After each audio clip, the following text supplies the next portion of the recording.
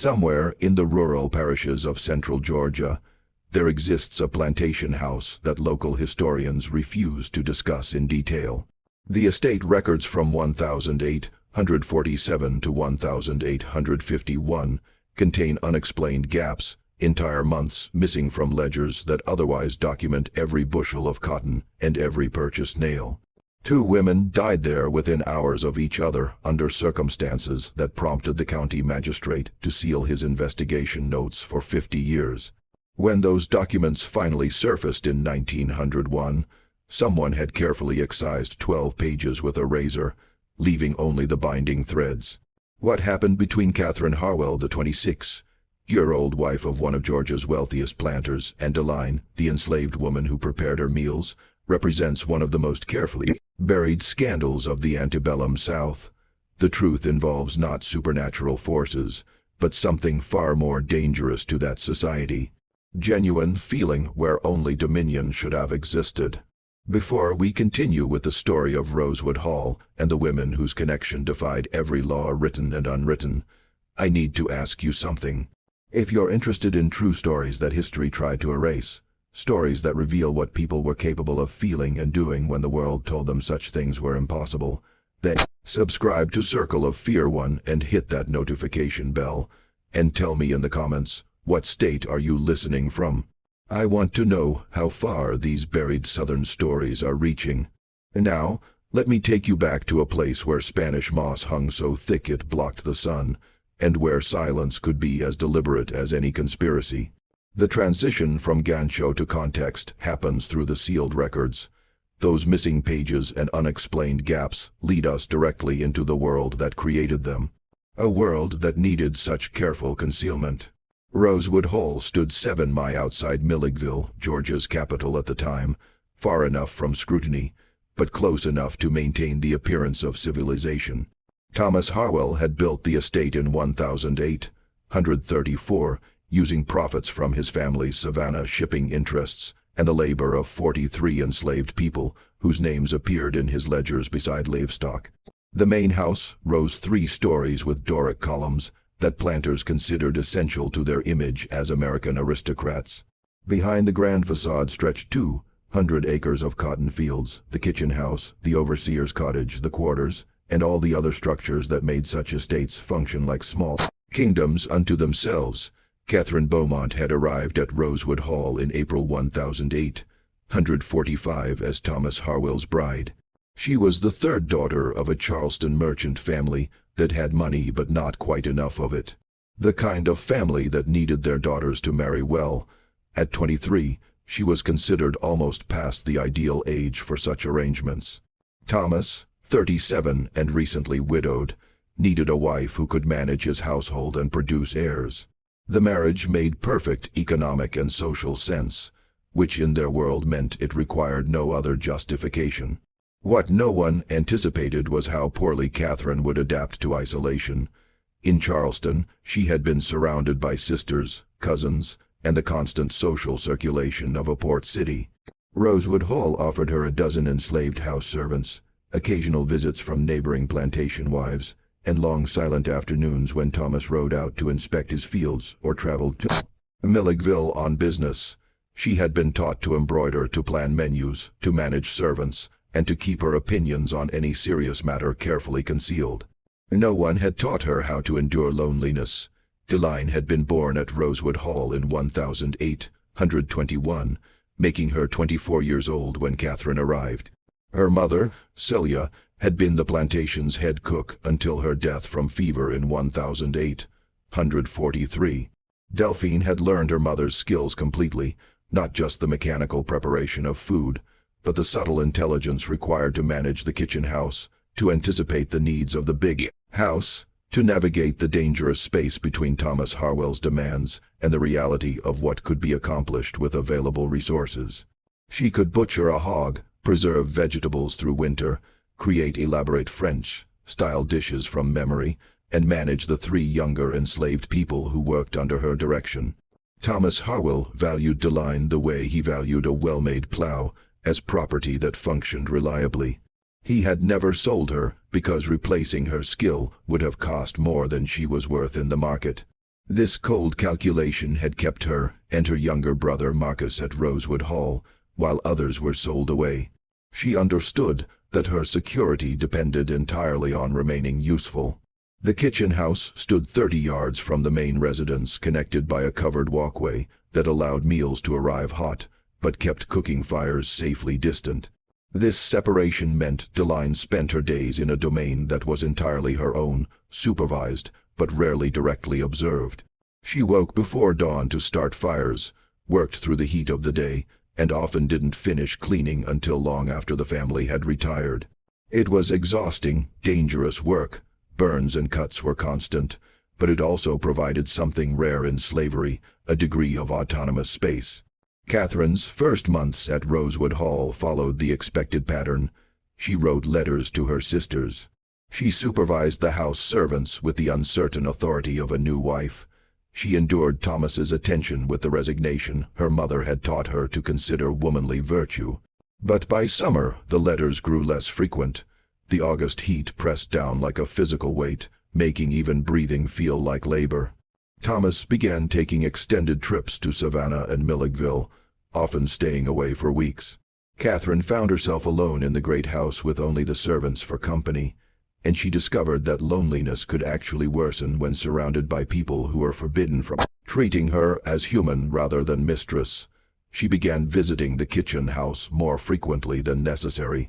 At first, she told herself she was simply learning to manage the household more efficiently, but the truth was that Deline's domain felt more alive than the formal silent rooms of the main house.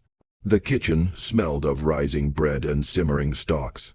It held the heat of the cooking fire even when the rest of the world felt cold, and Deline moved through it with a confidence that Catherine found herself watching perhaps longer than she should.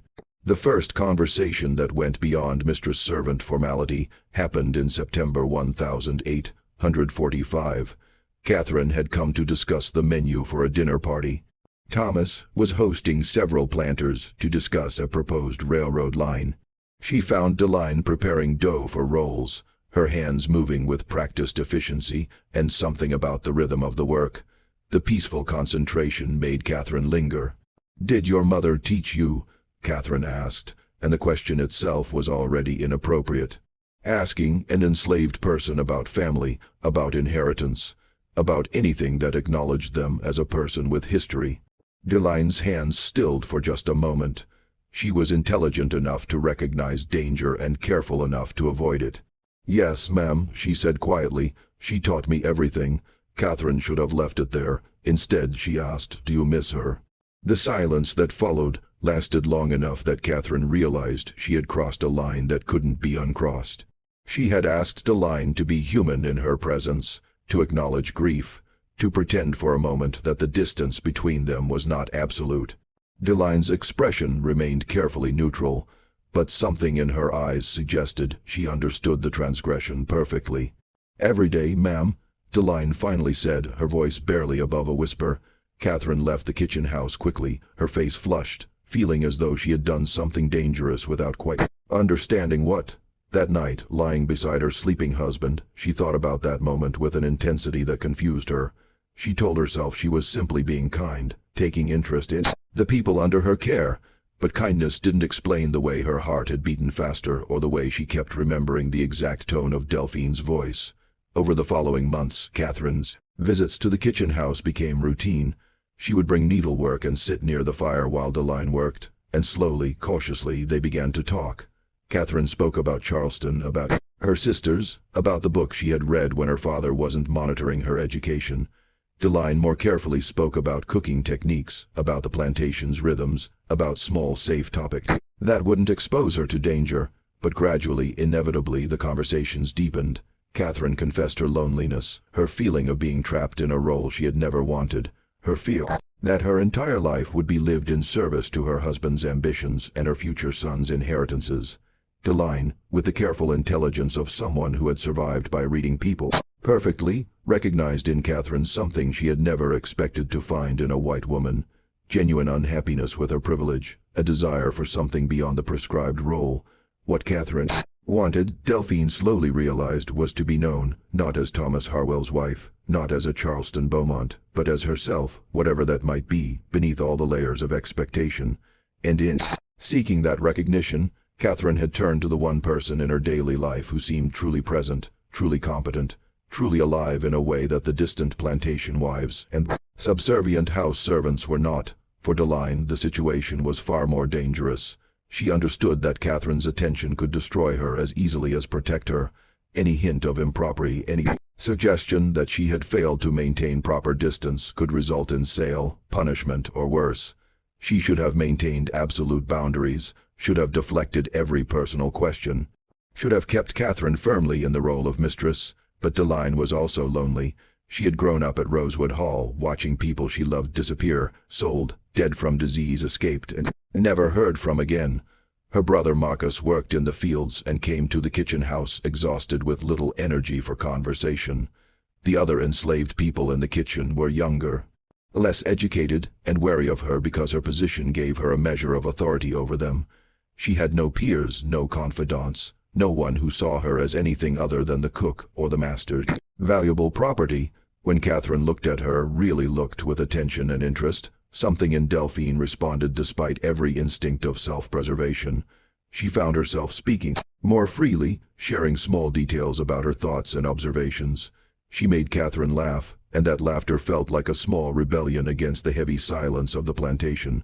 By spring of 1846, they had developed a rhythm that both recognized as dangerous, but neither could quite abandon. Catherine would spend hours in the kitchen house, ostensibly supervising, but actually just present, watching Deline work and talking in a way she couldn't with anyone else in her life. Deline would prepare special dishes, small pastries, delicate preparations that she claimed were tests of new recipes, but that both understood as offerings, gifts presented within the only framework available to them. The physical contact began so gradually that neither could have identified the exact moment it changed. Catherine helped reach for ingredients on high shelves. Deline steadied Catherine when she stumbled on the uneven kitchen floor. Their hands touched when passing dishes lingered when they shouldn't have. Catherine began touching Deline's shoulder when she laughed, letting her hand rest there just a moment too long. Deline found reasons to stand close, to brush past, to exist in Catherine's space in ways that should have been impossible given their positions. What they were creating slowly, without words, without acknowledgement, was intimacy in a world that insisted such a thing could not exist between them.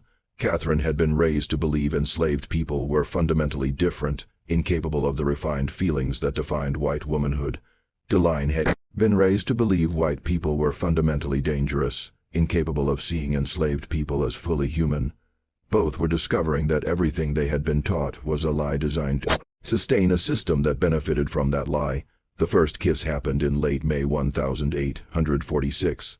Thomas had been in Savannah for 2 weeks. A thunderstorm had rolled across the plantation, one of those violent spring storms that turned the sky green and sent everyone running for cover. Catherine had been in the kitchen house when the rain started, and rather than run back to the main house through downpour, she had stayed. They stood together near the window, watching the rain sheet across the yard, and the electricity in the air seemed to extend to the space between them. Catherine turned to Deline, and something in her expression made clear what she wanted. Deline should have stepped back, should have remembered every lesson about survival, should have recognized this as the moment that could destroy her. Instead, she leaned forward and touched her lips to Catherine's with a gentleness that acknowledged both the desire and the impossibility. The kiss lasted only seconds before they pulled apart. Both terrified, both exhilarated, they stared at each other in the dim light of the storm-darkened kitchen, and the weight of what they had just done settled over them like a physical presence. This was not just forbidden, it was unthinkable. It crossed every boundary their world recognized. It was illegal in ways that went beyond written law into the realm of social death. "We can't," Delphine whispered, and her voice carried all the fear of someone who understood exactly how much she had to lose. "I know," Catherine said, and she was crying, tears running down her face, mixed with the rain that had blown in through the open window. "I know, but I don't care. I don't care anymore." But Deline did care because she had to. Catherine's ruin would mean scandal, shame, perhaps divorce. Delphi's ruin would mean the auction block, the whip, possibly death. The consequences were not equal, had never been equal, could never be equal within the system they inhabited. They should have stopped there. Any rational calculation of risk should have ended it, but loneliness and desire are not rational, and the next time Thomas left for Savannah, Catherine came to the kitchen house after dark, when the other servants had gone to the quarters, when only Deline remained to bank the fires and prepare for morning. This time the kiss was not tentative. This time they did not pull apart after seconds. What followed over the next months defied every structure that governed their lives. They developed elaborate deceptions to create moments alone. Catherine claimed she needed to learn cooking for household management. She sent the other kitchen workers on errands. She began taking meals in the kitchen house rather than the dining room. The house servants noticed but said nothing. They understood that white people's business was dangerous to observe, and that Catherine's favor toward Deline protected them all from closer scrutiny. Thomas, when he was present, noticed only that his wife seemed less melancholic, that the household ran smoothly, that the meals continued to be excellent. He was pleased that Catherine had adjusted to plantation life. The idea that his wife and his property were conducting a relationship that made a mockery of everything he believed about social order never crossed his mind, because such things were literally unthinkable within his world view. What Catherine and Deline built in those stolen moments was as real as anything can be under such circumstances. They talked for hours, shared every thought, learned each other with an intensity that came from knowing discovery meant destruction. Catherine brought books to the kitchen house and read aloud while Deline worked. Poetry, novels, anything that created a world beyond Rosewood Hall. I taught Catherine to bake bread, to judge meat by touch, to do practical things with her hands that her Charleston education had never included. In those moments, the roles of mistress and slave dissolved into something more fundamental, but the reality of their situation never truly disappeared. Catherine could convince herself that what they shared was a relationship between equals, but Deline never had that luxury. She was always aware that Catherine could, with a word, have her sold or punished. She was always aware that her brother's safety depended on Thomas Harwell's satisfaction. She was always aware that their intimacy existed only because she was skilled enough at managing the kitchen, that her absences and distractions weren't noticed.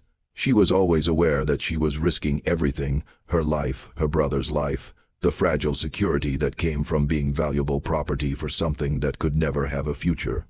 The first person to notice something was wrong was Marcus, Deline's younger brother.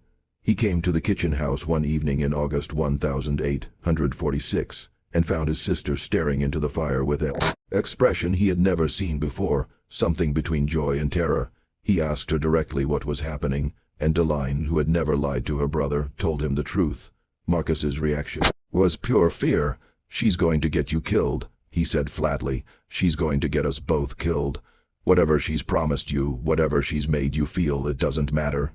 She's white and you're not, and that's the only thing that matters when this ends." Delphine knew he was right.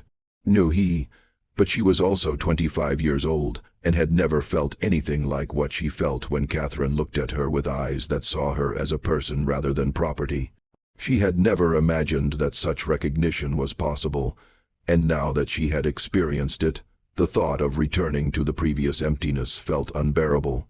"Maybe it won't end," she said quietly, knowing even as she spoke that it was a lie. "It always ends," Marcus said. "You know that everything we care about, they take it away. That's what they do." He was speaking from experience. Their mother had been taken by fever. Their older sister had been sold south when Marcus was 10. Their father had been a man from a neighboring plantation who had been sold before Marcus was born. They had both learned that attachment meant loss, that love in slavery was just another way to suffer.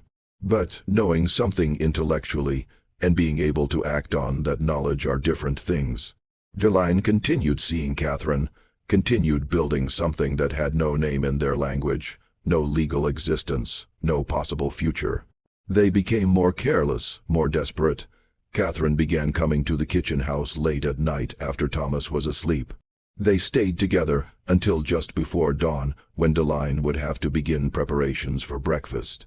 They existed in those stolen hours as if the morning would never come, as if the world beyond the kitchen house walls had ceased to exist. The change in Catherine was visible to anyone who cared to look. She moved differently, spoke differently, smiled in moments when she should have been properly solemn. The neighboring plantation wives, when they visited, commented to each other about how much happier Catherine seemed, how marriage must be agreeing with her. Thomas, on the rare occasions he was home and attentive, assumed his wife's improved mood reflected her adjustment to her proper role. No one suspected the truth, because the truth was, by definition, impossible. White women did not feel desire for enslaved women. Enslaved women had no desires beyond survival. These were facts as fundamental as the sun rising in the east. To question them was to question the entire structure of society, but impossible things happen every day. And by fall of 1846, what Catherine and Deline felt for each other had developed into something that both recognized as love. Though neither could safely speak that word aloud, they made plans that couldn't work. Fantasies of escape north, of somehow buying Delphine's freedom, of running away together to where no one knew them. These plans were delusional, but delusion becomes attractive when reality offers nothing. The beginning of the end came in November 1846, when Thomas Harwell's unmarried sister Judith came to stay at Rosewood Hall. Judith was 42, sharp-eyed and bitter about her dependent status in her brother's household. She had been raised to manage a plantation, but would never own one. Trained to command servants, but denied the ultimate authority. She compensated by being extremely attentive to any disruption in proper order. Judith noticed immediately that something was wrong. She noticed how often Catherine visited the kitchen house. She noticed how Deline's expression changed when Catherine entered. She noticed the small unconscious gestures of intimacy, how Catherine touched Delphine's arm in passing, how Deline smiled at something Catherine said. Individually, these observations meant nothing. Together, they formed a pattern. Judith had lived in the South her entire life. She understood the hidden architecture of plantation households, the secret relationships that white men conducted with enslaved women, the way power and intimacy could twist into forms that society officially denied. What she observed between Catherine and Deline wasn't quite that, but it was something, and something was enough to be dangerous. She began watching more carefully. She started appearing in the kitchen house unexpectedly, started asking pointed questions about Catherine's schedule, started creating situations designed to reveal what she suspected. Catherine, who had been raised to navigate social surveillance, should have recognized the danger, but she had become so accustomed to the kitchen house as a safe space that she failed to adjust her behavior appropriately. The discovery happened on a cold December night. Judith woke past midnight and noticed lights still burning in the kitchen house. She dressed and walked across the yard, telling herself she was investigating what might be a fire hazard. What she found when she opened the kitchen house door was Catherine and Deline standing close together. Catherine's hand on Delphine's face in a gesture that was unmistakably intimate. The three women froze in a tableau that seemed to last forever. Judith's expression moved from confusion to comprehension to absolute horror. Catherine stepped back from Deline as if burned, her face going white. Deline dropped her eyes immediately to the floor, every survival instinct screaming at her to appear as differential and non-threatening as possible. "Judith," Catherine started, her voice shaking. "It's not. It's exactly what it appears to be," Judith said, and her voice was cold and precise. "You disgrace yourself. You disgrace this family, and you contaminate this household with this perversion." The word hung in the air like poison. Perversion. Not love, not relationship, not connection. Perversion, the word that erased everything real and replaced it with sin. "Please," Catherine whispered, "please don't tell Thomas." Judith looked at her sister-in-law with something close to pity, though pity mixed with contempt. "What you've done gives me no choice. This is not some minor indiscretion. This is I don't even have words for what this is. Thomas must know. The servants must be disciplined for allowing this. That creature," she gestured at Delphine without looking at her, "must be removed from this property immediately." "No," Catherine said, and the desperation in her voice revealed everything Judith suspected and more. "No, you can't. Please, I'll do anything." You'll do nothing," Judith said sharply. "You have no authority here. You are Thomas's wife, and when he learns what you've done with his property, you may not even be that for long." I will speak with him tomorrow morning. But Judith didn't leave immediately. She stood in the doorway of the kitchen house, studying the two women before her with the fascinated horror of someone witnessing something she had been taught was impossible. Her eyes moved from Catherine's tear-stained face to Delphine's rigidly controlled posture, and a new understanding seemed to dawn. How long? Judith asked quietly, and the question carried more weight than her previous anger. How long has this contamination existed in my brother's house? Catherine opened her mouth, but no words came. It was Deline who spoke, her voice barely audible, her eyes still fixed on the floor. It's my fault, ma'am. I took advantage of Mrs. Harwell's kindness. I deceived her. She's innocent in this. Don't.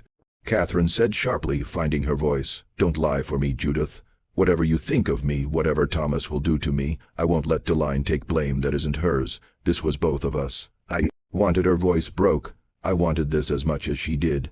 Judith's expression shifted from horror to something more complex, a mixture of disgust and genuine confusion.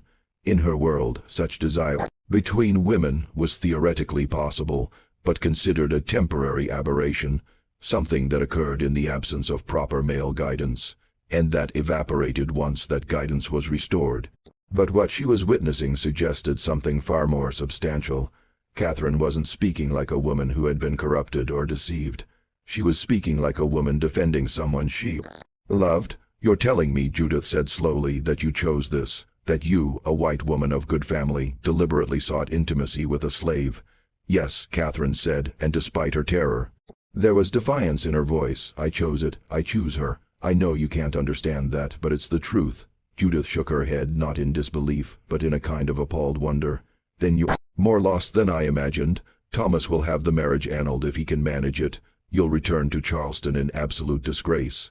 And that thing, she looked at Delphine properly for the first time, will be sold so far south she'll never contaminate another household.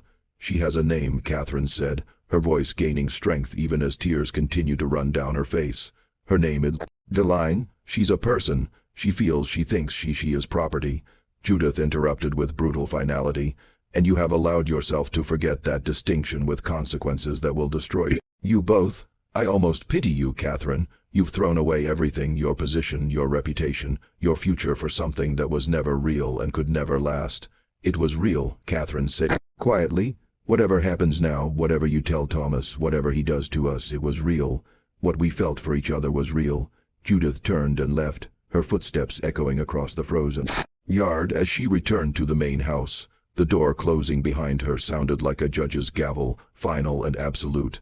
Catherine and Deline stood in the kitchen house that had been their sanctuary, and both understood this was the end of everything. As soon as they were alone, Catherine reached for Deline, but Delphine stepped back, creating distance that felt like a physical wound. Don't, Delphine said, and her voice was flat, drained of all emotion. It's over. It has to be over. Maybe we can still, if we say nothing happened, if we deny everything. She saw us, Catherine said, and she was crying again, the tears coming so fast she could barely speak. She saw us, and she'll tell Thomas, and he'll, oh God, what will he do to you? That was the question that mattered. Thomas Harwell owned Deline completely. He could have her whipped, sold, even killed if he determined she had violated his property rights by contaminating his wife. The law was entirely on his side. Enslaved people had no legal recourse, no rights, no protection from anything an owner chose to do. You need to go, Deline said quietly. You need to go back to the house, and we need to never speak of this again. Tell them I deceived you. Tell them I took advantage of your kindness. Tell them whatever you need to tell them to protect yourself. I won't lie about you, Catherine said. I won't let them hurt you. Deline looked at Catherine with an expression that held both love and absolute clarity about their situation. You can't stop them, she said. You never could. That's what I've been trying to make you understand. We were always living on borrowed time, and now the time is up. Catherine wanted to argue, wanted to insist that she could protect Deline, that her position as Thomas's wife gave her some authority. But Deline's expression told her the truth. White women had no power in this system except what men allowed them, and that power evaporated the moment they violated the rules that sustained their privilege. They stood facing each other in the kitchen house that had been their sanctuary, and both understood this was goodbye. Catherine reached out once more, and this time Deline let Catherine take her hand and hold it for a few seconds that had to contain everything they couldn't say. I love you, Catherine whispered. Whatever happens, know that I love you. Deline nodded, not trusting her voice, and then gently pulled her hand away. Go, she said. Please, just go. Catherine left, walking back across the dark yard to the main house where everything was about to collapse. Deline stood alone in the kitchen house, staring at the dying fire, and understood with perfect clarity that her life was over. Either she would be sold away, separated from her brother and everything she knew, or worse, things would happen. The best she could hope for was that Marcus would be spared, that whatever punishment came would fall only on her. She thought about running. There were networks, people who helped fugitives reach the north. But running meant abandoning Marcus, meant making herself a criminal, meant living as prey for the rest of her life. And part of her, the part that was too tired and too heartbroken to keep fighting, wondered if running was even worth it. Morning came too quickly. Deline went through the motions of preparing breakfast, her hands moving automatically through tasks she had performed thousands of times. Other kitchen workers knew something was wrong, but were too frightened to ask. Fear spread quickly in slave quarters. Everyone knew that when trouble came to one, it could spread to all. Thomas Harwell learned everything over breakfast. Judith told him with clinical precision, sparing no detail. She described what she had seen, what she suspected had been happening for months, and what needed to be done to restore order and propriety to the household. Thomas's reaction was not immediate rage, but something colder and more dangerous, a sense of his authority being fundamentally challenged. His wife had betrayed him with his property. The natural order had been inverted. What he had believed was his to control had revealed itself as chaotic and ungovernable. This was not just personal insult, but a threat to everything he understood about the world. He sent for Catherine first. She came to his study, her face pale, her hands trembling. He did not invite her to sit. Is what my sister described true? He asked, and his voice was terrifyingly calm. Catherine understood that lying was pointless. Yes, she said quietly. And how long has this contamination existed in my household? Since last spring, Catherine said. Thomas, you will not speak. He interrupted. You will listen. What you have done is not only disgusting, but illegal. You have degraded yourself with an animal. You have made my household a site of perversion. You have humiliated me before my family, and should this become public, before my entire social circle. She's not an animal, Catherine said, and even terrified, even understanding she had no power. She couldn't let that pass unchallenged. She's a person, and what Thomas struck her, not violently enough to injure seriously, but hard enough to assert absolute authority. Catherine staggered back, holding her face, and Thomas pointed at her with a rigid finger. You will never speak of this again, he said. You will remain in this house. You will see no one. You will correspond with no one. I will decide later what is to be done with you.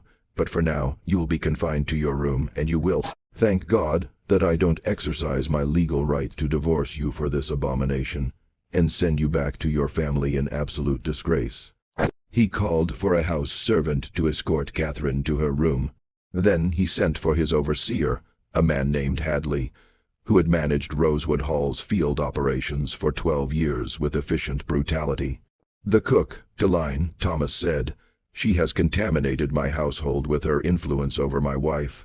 She must be sold immediately. I want her off this property by tomorrow, Hadley nodded. This was familiar territory, disobedient property being removed. I'll contact the dealers in Milligville, won't get top price on such short notice. But I don't care about price, Thomas said. I want her sold south, deep south, somewhere she will never have opportunity to spread her corruption or to maintain any connection to this place. Make it clear to the dealers that this is essential. Being sold south meant the sugar plantations of Louisiana, the cotton fields of Mississippi, the rice swamps of South Carolina, places where enslaved people died quickly and were easily replaced. It was understood as one of the worst fates possible within slavery, a death sentence that left the body alive long enough to suffer. And her brother? Hadley asked Marcus. He's one of your field hands. Thomas considered. Keep him for now. He's productive, but make clear to him that his sister's disgrace has been noted, and any disruption from him will result in immediate sale. Deline learned her fate that afternoon. Hadley came to the kitchen house and told her, with the casual tone of someone conveying routine information, she would be sold tomorrow morning. She had until dawn to prepare herself and say goodbye to anyone she needed to say goodbye to. Delphi's first thought was of Marcus. She found him in the fields during the brief evening break and told him what was happening. Her brother, who had predicted exactly this outcome, took her hands and pressed his forehead to hers. "I'm sorry," she whispered. "I'm so sorry." "Don't," he said fiercely. "Don't apologize for being human. Don't apologize for wanting something for yourself. This isn't your fault, it's theirs. It's this whole cursed system. Take care of yourself," she said. "Be careful. Don't do anything that gives them reason to hurt you." "I'll find you," Marcus said. "Somehow, someday I'll find you." They both knew this was a lie, a comfort that couldn't survive reality. Once enslaved people were sold south, they disappeared as completely as if they had died. The distances were too great, the documentation too sparse, the system too deliberately designed to prevent families from ever reconnecting. They held each other until the overseer's bell rang, calling everyone back to work. Then Marcus returned to the fields and Deline returned to the kitchen house for what would be her last night there.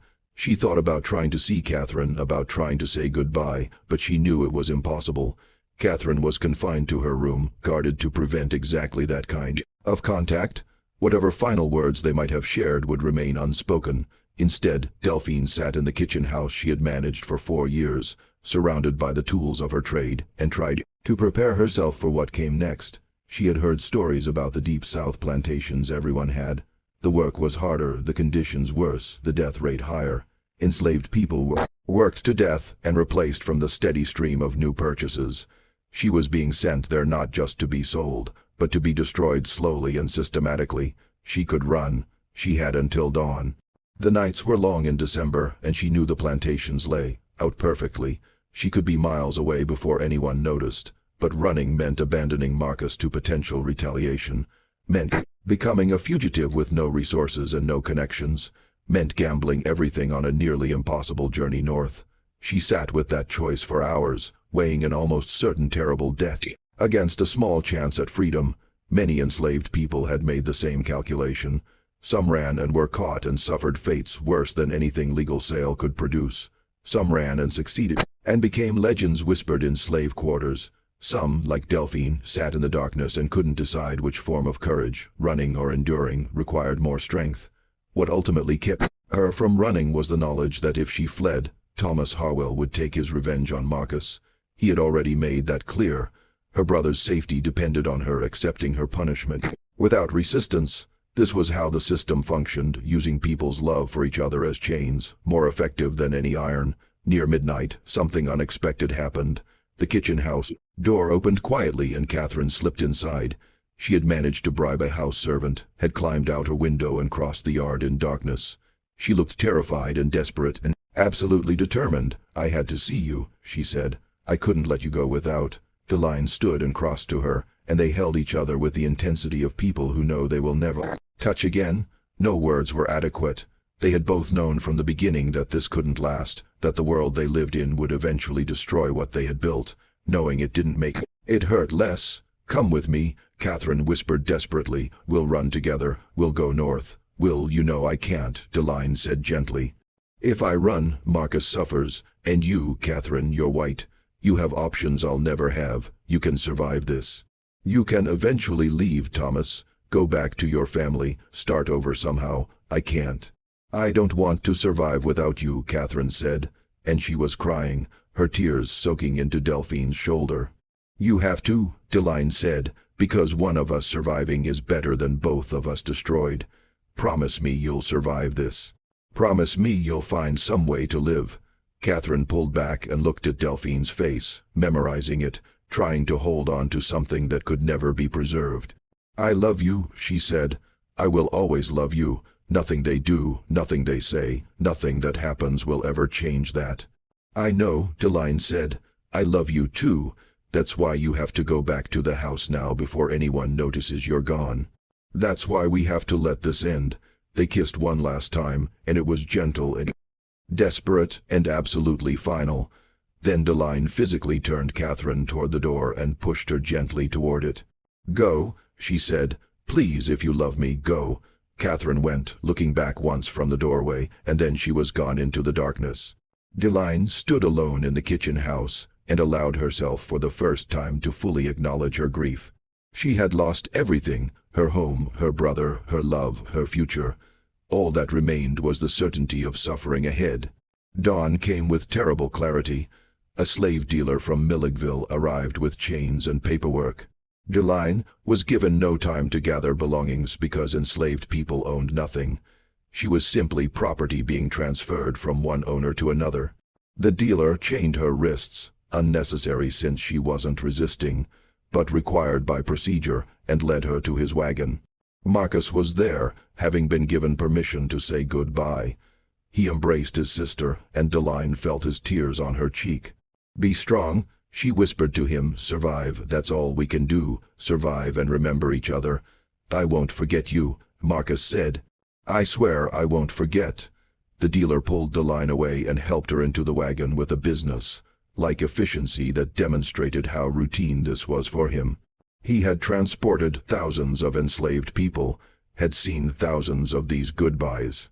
They meant nothing to him, because in his world these were not people but merchandise that sometimes inconveniently had feelings.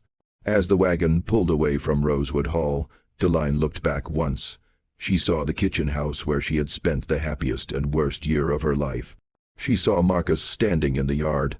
She saw in an upper window of the main house a pale face that she knew was Catherine watching her leave. Then the wagon turned onto the road, and Rosewood Hall disappeared from view. Deline faced forward and tried to prepare herself for whatever came next. She had been sold south.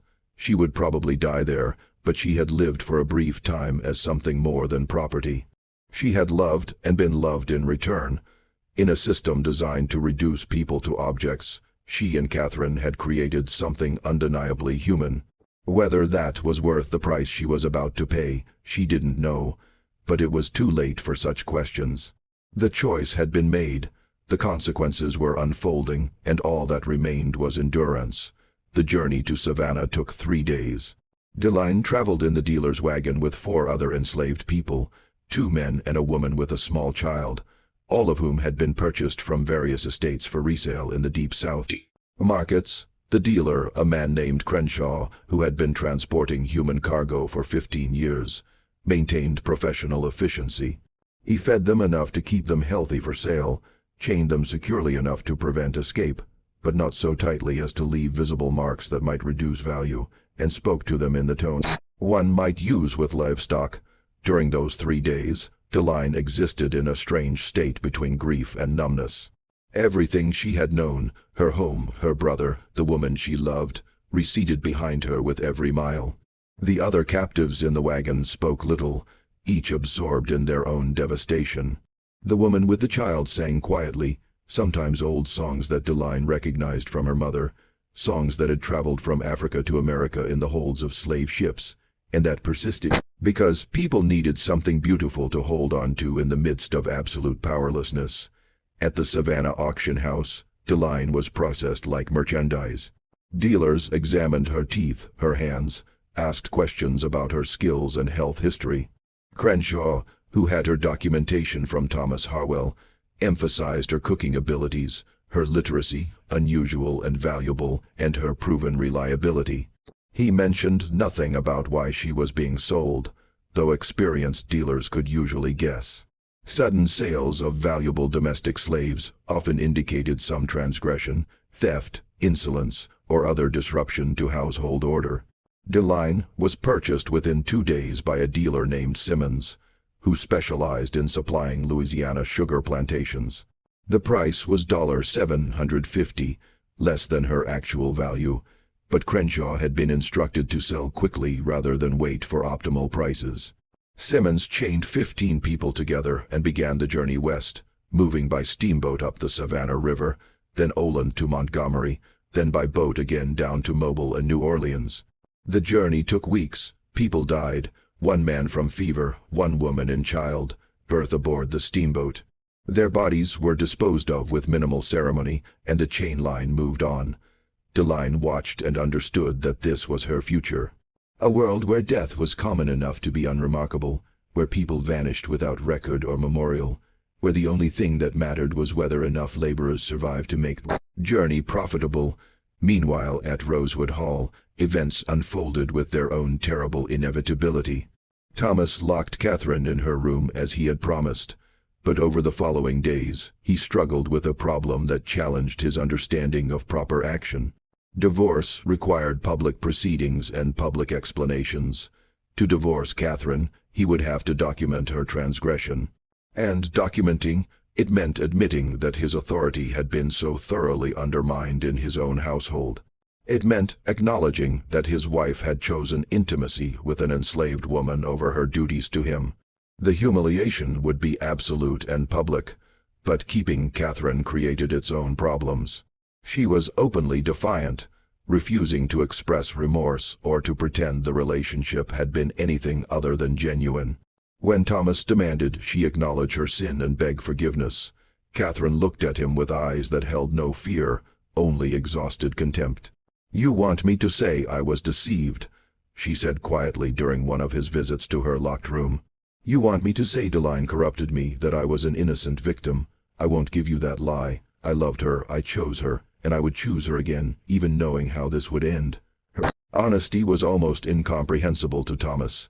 In his experience, women might commit indiscretions, but they always had the grace to pretend remorse, to participate in the fiction that allowed society to function. Catherine's refusal to do so made her more dangerous than a simple adulteress. She was challenging the fundamental order, insisting that an enslaved person was worthy of love, that such love was real and defensible.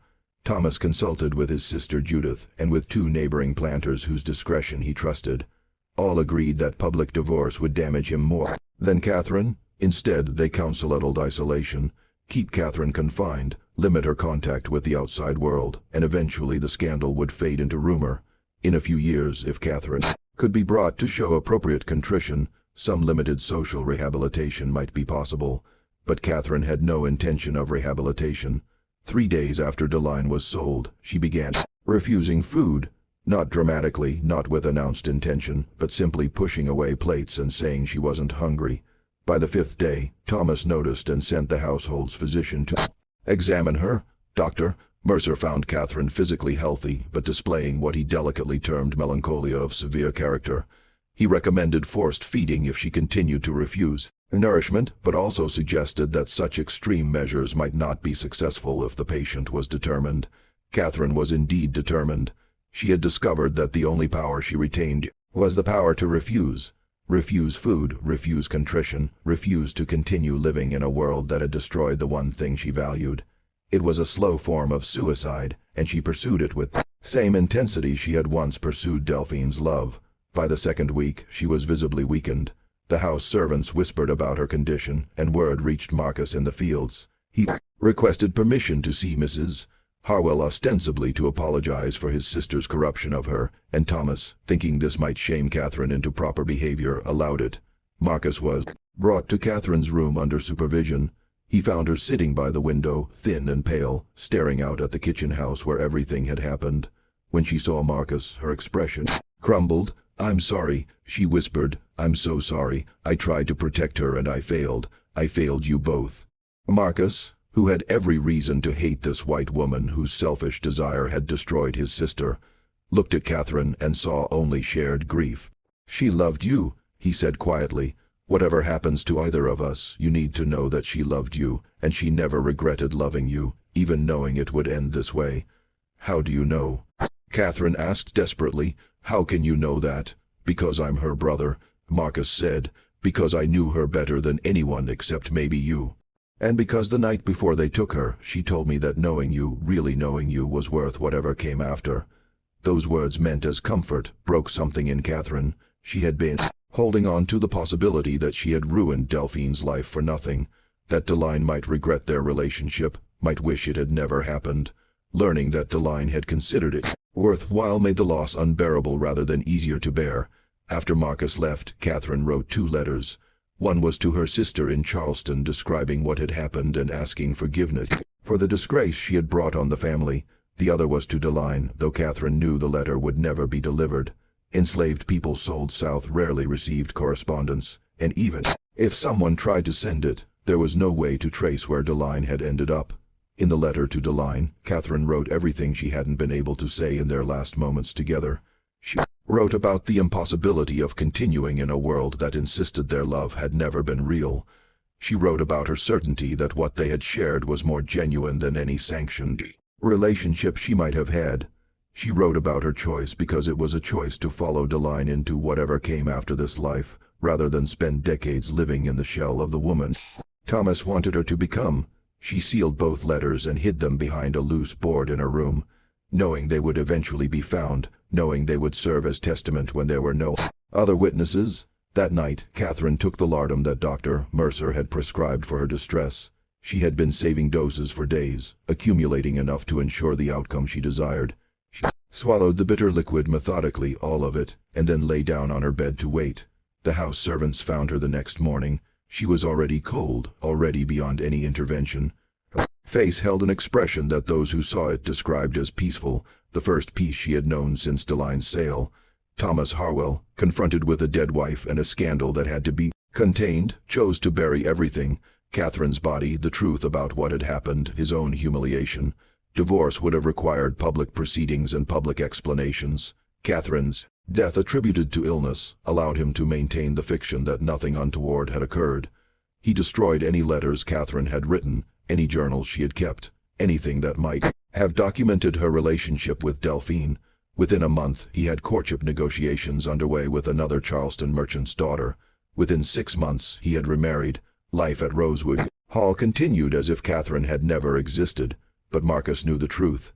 He had spoken with house servants who had seen Catherine's final moments, who had heard her speaking Deline's name as poison took effect. He knew his sister had been sent south to die slowly, and he knew that Catherine had chosen to die rather than survive without her. The knowledge broke something in Marcus. He had endured slavery by believing that survival was itself a form of resistance, that staying alive was a way of refusing to let the system win completely. But watching his sister sold away, watching the woman she loved choose death, made survival feel like collaboration. Just when we thought we'd seen it all, the horror in Rosewood Hall intensifies. If this story is giving you chills, share this video with a friend who loves dark mysteries. Hit that like button to support our content, and don't forget to subscribe to never miss stories like this. Let's discover together what happens next. 3 weeks after Catherine's death, Marcus ran. He disappeared from Rosewood Hall in the middle of the night and was never seen again. Thomas Harwell hired slave catchers, posted notices, offered rewards. But Marcus had simply vanished. Whether he made it north, whether he died in the attempt, whether he was caught and killed so far from Rosewood Hall that word never made it back, no one knows. Records show only that in February 1847, Thomas Harwell filed paperwork recording a financial loss due to a fugitive slave valued at $800. That single line in a ledger is the only official acknowledgement that Marcus ever existed. As for Deline, she disappears from the historical record entirely after her sale in December 1846. The Savannah auction house records show her being sold to a dealer who supplied plantations in Louisiana. After that, there is nothing. She could have died on the journey south. She could have died in the first year on a sugar plantation, as many did. She could have survived for decades. There is no way to know. But in the Louisiana plantation records that survive, there are occasional hints of women who resisted in small ways, who poisoned overseers' food, who taught others to read despite prohibitions, who maintained dignity despite every effort to destroy it. Perhaps Deline was one of these women. Perhaps she carried what Catherine had given her, the knowledge that she was fully human, fully capable of love and being loved, into a system designed to deny that truth. Perhaps that knowledge was itself a form of resistance, a refusal to internalize the lies slavery required. The truth is, we don't know. The historical record is silent because the people who kept records didn't consider enslaved people's inner lives worth documenting. They recorded purchases, sales, births that added to property value, deaths that represented financial losses. They did not record love, grief, resistance, or hope because acknowledging those things would have required acknowledging humanity. What we can know is this: something happened at Rosewood Hall between Catherine Harwell and the enslaved woman Deline that was powerful enough to lead to 2 deaths and a disappearance. Something happened that required elaborate cover-ups, sealed records, and pages cut from official documents. Something happened that historians still find uncomfortable to discuss openly. That something was love forbidden, impossible, doomed, but undeniably real. And the fact that such love could exist under slavery, that it could drive people to choose death over separation, tells us more about the human capacity for connection than any philosophical argument ever could. Thomas Harwell lived another 30 years. He never spoke of his first wife, Catherine. He raised children with his second wife, managed Rosewood Hall through the Civil War, and died in 1876, financially ruined by abolition, but still maintaining the social position that had always defined his identity. Judith Harwell never married. She lived at Rosewood Hall until her death in 1868, managing the household with rigid efficiency, ensuring that propriety was maintained and that no whisper of scandal ever threatened the family name again. The kitchen house still stands at Rosewood Hall, though the plantation itself is now a historical site, one of dozens that dot the southern landscape as monuments to a past that Americans struggle to honestly confront. Tour guides discuss the architecture, the agricultural practices, the role of plantations in the economy. They rarely discuss the lives of the enslaved people who made those plantations function, and they never discuss what happened between Catherine Harwell and Deline in the winter of 1846. But if you visit Rosewood Hall on a quiet day, if you stand in the kitchen house and let yourself imagine the lives lived there, you might understand why some truths get buried. You might understand why a system built on denying humanity had to destroy any evidence that humanity persisted despite that denial. Catherine and Deline's story matters not because it was unique, though the specifics were unusual, but because it reveals the lie at the heart of slavery. The system required white Southerners to believe that enslaved people were fundamentally different, incapable of the refined feeling that defined true humanity. But Catherine, raised in that system, taught those beliefs from childhood, discovered they were lies. She fell in love with someone she was supposed to regard as property. And that love was as real and as powerful as any love has ever been. The fact that such love was possible under slavery, that it happened despite every prohibition and every danger, tells us something essential about human nature. We are capable of recognizing each other across any barrier. We are capable of love even when love requires us to destroy ourselves. We are capable of choosing connection over safety, feeling over survival, humanity over the roles society insists we inhabit. This is why Catherine and Deline's story had to be buried, because acknowledging that such love existed required acknowledging that slavery was not just economically cruel, but philosophically incoherent. You cannot love someone as property. You cannot recognize someone's full humanity and still enslave them. The two positions are absolutely incompatible. Catherine and Deline discovered that incompatibility and paid for that discovery with their lives. They loved each other in a world that insisted such love was impossible, and when that world could no longer ignore what they had created, it destroyed them with brutal efficiency. But it couldn't destroy the truth of what had existed between them. That truth survived in whispered stories, in sealed records, in pages cut from official documents. It survived because truth has a way of persisting even when people try desperately to erase it. This mystery shows us that the most dangerous thing to an unjust system is not rebellion or violence, but simply insisting on loving each other despite being told such love is impossible. What do you think of this story? Do you believe everything was revealed? Leave your comment below. If you enjoyed this tale and want more horror stories like this, subscribe, circle up Fear 1, hit the notification bell, and share with someone who loves mysteries. See you in the next video.